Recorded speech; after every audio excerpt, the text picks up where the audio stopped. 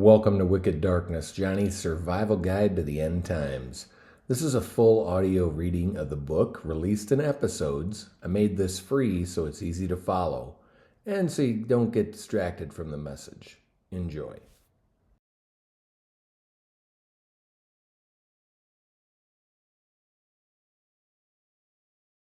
Wicked Darkness, Johnny's survival guide to the end times. Chapter 7 Part 3. Still skeptical? Good, let's talk. Still not convinced?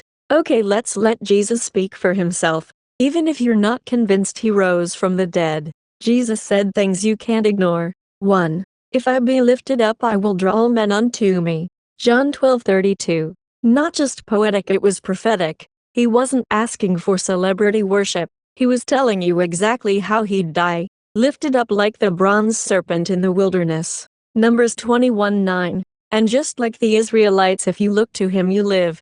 2. When John the Baptist said, "Behold the Lamb of God, who taketh away the sin of the world," Jesus didn't correct him. He didn't smile and say, "Oh, I'm just here to inspire people." He accepted it, because he was the Lamb, the final sacrifice. Not just a teacher, not just a prophet, not some cult leader. The fulfillment of every blood-soaked altar from Genesis to Malachi. 3. Destroy this temple and in 3 days I will raise it up. John 2:19. He wasn't talking about bricks and mortar. He was talking about his body. He predicted not only his death but his resurrection.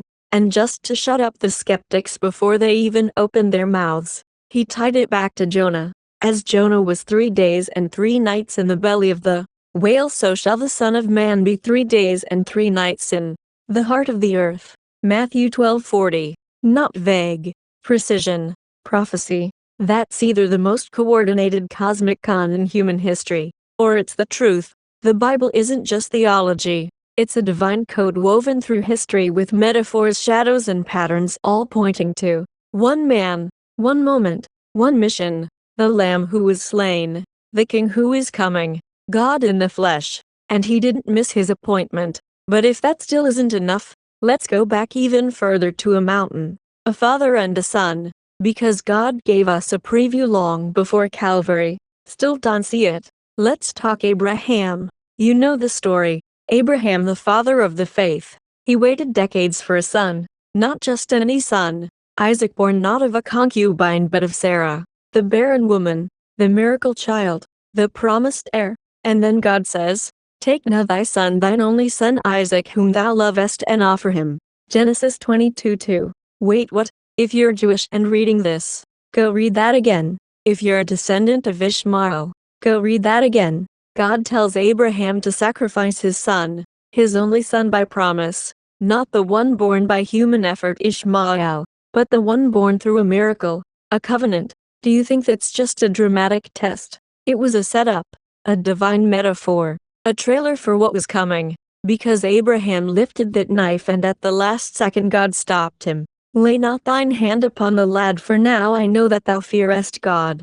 Genesis 22:12. And then what? God provides a ram, a substitute, a lamb caught in the thicket. So let's get this straight. A father is asked to sacrifice his only remaining son, he son of promise. Ishmael had already been sent away with his mother. Isaac was all that remained. Saying yes to God meant losing both sons, his son of the heart and the son of the promise. Can you imagine the emotional turmoil?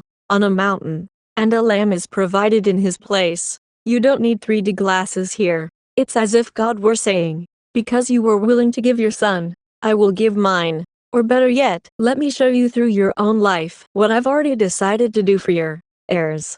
And for the entire world. God showed Abraham his blueprint. Why wouldn't he? Erase what he said when heading to destroy Sodom. And the Lord said, "Shall I hide from Abraham that thing which I do, seeing that Abraham shall surely become a great and mighty nation, and all the nations of the earth shall be blessed in him? For I know him that he will command his children and his household after him, and they shall keep the way of the Lord to do justice and judgment, that the Lord may bring upon Abraham that which he hath spoken of him." Genesis 18:17-19. Abraham wasn't just anyone. He was the man God trusted with the future. But this time there'd be no last-second rescue. No angel shouting stop. No substitute in the thicket, because Jesus was the substitute. He was the lamb caught in the plan, not on some hidden altar but on a Roman cross, stripped naked, labeled a king, mocked as a slave, and crucified before an empire, not for one man's faith, but for the sins of the entire world. You think the Bible's just stories?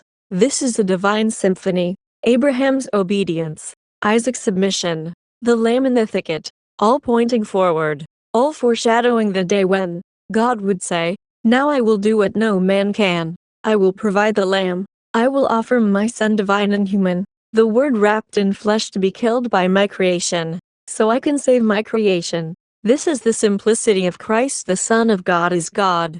That's why they killed him, because they understood the implication and hated it.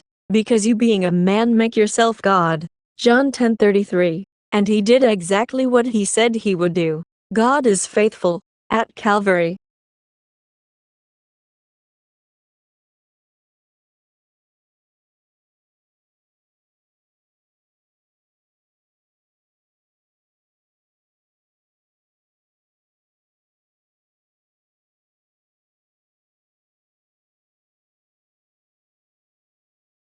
Hey, thanks for listening. You've just heard an episode of Wicked Darkness, Johnny's survival guide to the end times. If you want to read along or dive deeper, go to wickeddarkness.com. It's also available on Kindle and in paperback on Amazon. If this helped you, share it with someone who needs it, someone who's stressed, questioning things, or sensing that something in the world just isn't right, someone who can feel that something is off. Have them listen. Subscribe to follow the full series. It's free. People keep waiting for the wicked one to arrive. What they don't understand is this: he's already here. I told you I was a salesman, so yeah, here's the pitch. If you've ever thought about earning money online, but you don't want to deal with those algorithms and you want something simple, something different, check out freaksites.com. Take a few minutes, look through the site. You'll get it. It's a different model. You create listings, you tell stories, and you get paid for participation just by sharing the platform with others. No expiration, no gatekeepers, freaksites.com.